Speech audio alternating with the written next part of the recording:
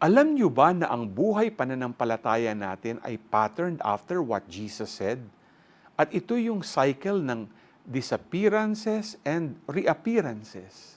Halimbawa, kapag tayo ay nagdarasal, may mga times na parang hindi natin siya maramdaman. Ang tawag dito ay desolation in prayer. Pero kung tayo ay magpupursigi at kung pagpapatuloy natin yung buhay natin na naaayon sa Kanya, sigurado, mararamdaman natin siya anuman ang mangyari. Ang tawag naman dito ay consolation in prayer.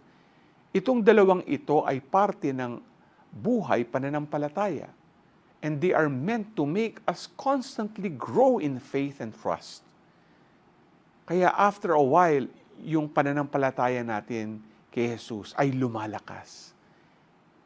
Hindi na natin kailangan ng special na pananaw dahil kapag ganito na, our joy in faith is permanent.